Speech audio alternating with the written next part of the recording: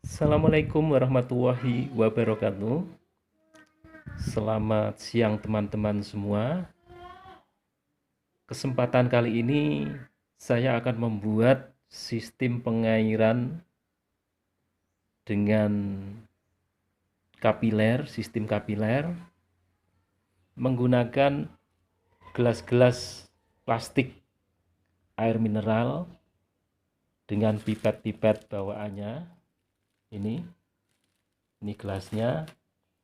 Yang saya rangkai, saya sambung-sambung seperti ini ya. Jadi 3 gelas saya hubungkan masing-masing dengan pipet yang 3 buah ini saya sambung dengan lem nilin atau lem tembak itu.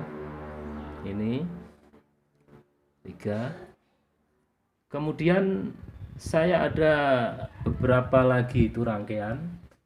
Jadi totalnya dengan ini itu ada 4. Yang mana ini nanti akan saya pergunakan untuk mengairi lahan persemaian saya yang ukuran sekitar 1,5 kali 1,5 meter. Prinsipnya seperti biasa, yaitu memakai sumbu. Ini sumbunya yaitu kain flanel. Nah, kain flanel itu nanti kita celupkan ke dalam gelas-gelas ini. Dia akan keluar menjure menuju ke lahan persemaian atau ke tanaman yang akan kita airi, seperti itu. Jadi kunci utama dari pengairan ini adalah tandon. Tandon ini yang mana untuk contoh atau untuk kita perlihatkan saat ini kita menggunakan botol air mineral 1,5 liter ini. Tapi nanti pada aplikasinya yang sesungguhnya untuk di persemaian itu saya gunakan ini. Jadi ada jerigen 18 liter, atau saya ada satu lagi yang belum saya bawa, itu ada di atas, itu jerigen 30 liter. Yang mana keuntungan dari sistem pengairan kapiler ini, itu dia akan menyuplai kepada tanaman kita air dengan sedikit demi sedikit dan stabil selama 24 jam. Jadi terus menerus dia akan bekerja terus menerus sampai dengan air yang ditandon itu, ya ini tandonnya itu, dia habis gitu. Nah, untuk persemaian yang ukuran saya punya itu, saya perkirakan kebutuhan air dalam seharinya itu sekitar di 2 liter ya, 2 liter atau 3 liter lah maksimal itu. Jadi kalau tandon saya itu nanti berisi 30 liter air, maka akan cukup untuk 10 hari itu, teman-teman. Jadi selama 10 hari itu kita tidak direpotkan lagi dengan harus menyirami atau mengairi persemaian atau lahan perkebunan kita gitu ya. Nah, karena ini nanti tersentral, jadi instalasinya meskipun ada beberapa rangkaian, beberapa lajur, tapi kita suplainya itu dari satu tandon begitu. Nah, prinsip kerja dari tandon ini adalah merupakan tabung yang vakum ya. Jadi dia tertutup rapat. Dia hanya ada satu lubang yang menuju ke gelas utama ini. Nah, dia akan mengalir selama gelas utama ini kosong, atau permukaan ujung pipanya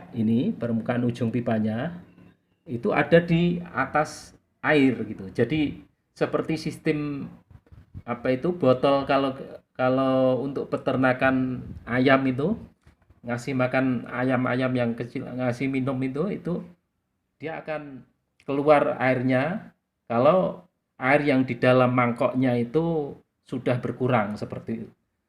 Jadi ini nanti juga begitu. Nah, langsung saja kita praktekkan supaya kita bisa melihat bersama begitu ya.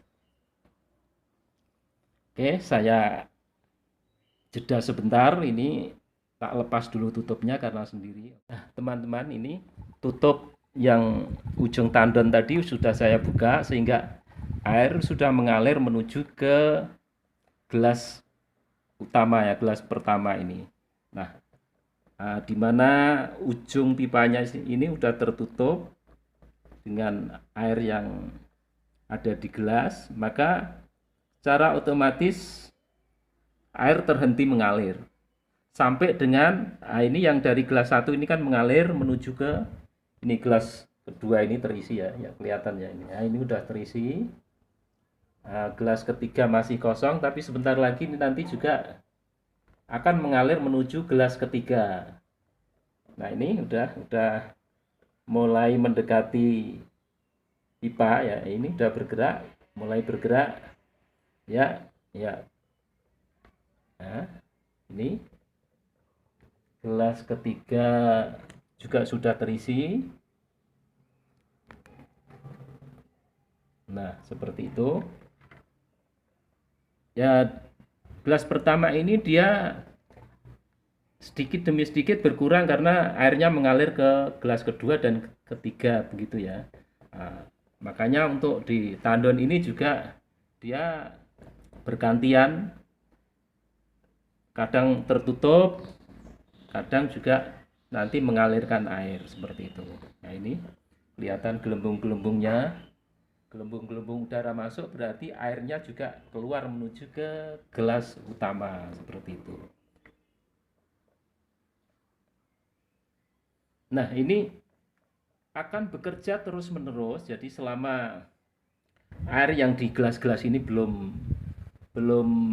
mencapai ketinggian yang sama dengan yang di gelas pertama, itu air masih mengalir terus gitu. Nah, kemudian untuk tercapainya kita melakukan pengairan, itu dari masing-masing gelas ini nanti akan kita beri sumbu dari kain flanel seperti ini. Nah, ini kita alirkan, nah, ini menuju ke tanaman kita atau ke areal persemaian kita, areal kebun kita. Nah, seperti itu. Air hanya menetes sedikit gitu, tapi terus menerus seperti itu. Nah, terus yang di gelas-gelas ini, gelas ketiga juga kita beri kain flanel untuk mengalirkan ke tanaman kita. Nah, sudah mulai menetes juga ya. Dengan begitu, air yang dari gelas-gelas plastik ini secara perlahan-lahan berkurang dan akan terisi dari gelas pertama seperti itu. Nah, dan gelas pertama akan diisi juga dari tandon. Sementara tandon ini airnya akan terkontrol oleh ketinggian air yang ada di gelas pertama. Jadi yang mana kalau dia belum berkurang atau kurang masih sedikit, atau artinya kalau ujung pipa itu masih terendam air, berarti air terhenti untuk mengalir.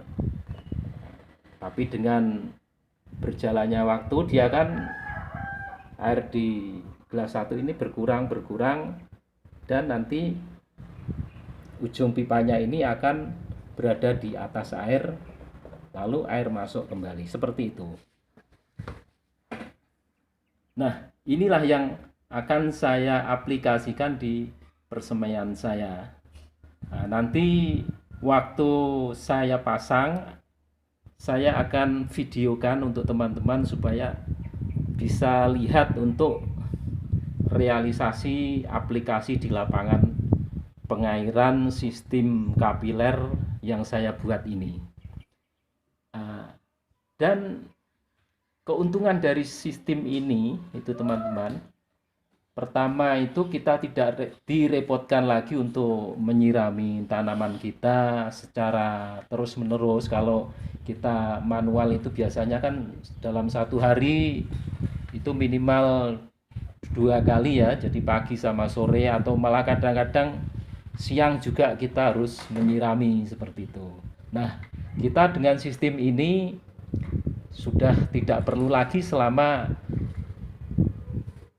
dalam tandon itu sudah kita sediakan air gitu kan, dan kebutuhan tandon kita yang tersedia banyak airnya itu akan panjang waktunya untuk sampai kita mengisi kembali seperti itu.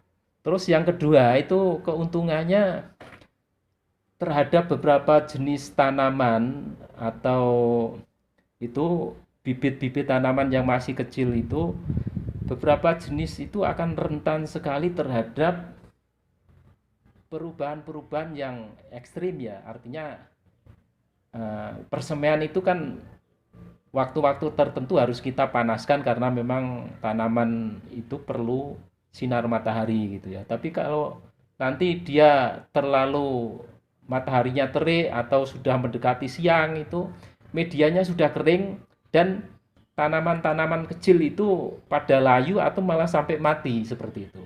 Ataupun kalau tidak mati, misalnya itu yang saya pernah mengalami itu di persemaian saya dengan bibit bawang merah dari biji itu ya.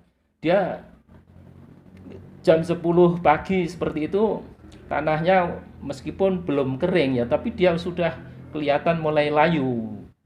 Batang-batangnya layu, daunnya sudah mulai terkulai seperti itu. Nah, ini kalau kita siram seketika itu, yaitu dia malah pada roboh gitu ya. Pada roboh, tambah layu, malah akhirnya tidak mau berdiri lagi gitu dan mati. Itu sering terjadi. Nah, yang dia butuhkan itu suplai air yang sedikit tapi terus-menerus yang bisa menjaga kestabilan kelembaban media tanahnya. Jadi ini akan cocok sekali untuk tanaman-tanaman kecil yang perlu pengairan atau perlu kelembaban medianya itu bisa stabil seperti itu ya. Karena ini nyuplai airnya kan dia tidak banyak seperti kalau kita melakukan penyiraman dari kering kemudian kita siram lalu tanahnya basah. Itu yang tiba-tiba seperti itu banyak tanaman kecil yang tidak tahan gitu ya. Nah, seperti itu teman-teman, langsung aja kita aplikasikan ke media persemaian. Tambahan sedikit ya, ini untuk aplikasi di lapangannya nanti tidak sebesar ini tetesannya ya. Artinya sumbu yang kita gunakan hanya lebih kecil dari ini gitu ya. Ini kenapa saya buat besar, supaya kita menunjukkan ke teman-teman aliran airnya, tetesan-tetesannya itu kelihatan dan tidak terlalu lama seperti itu. Jadi nanti untuk pengaplikasiannya di persemaian atau di tanaman kita itu bisa kita atur besar kecilnya sumbu yang kita buat ya, yang kita buat mengairi gitu ya.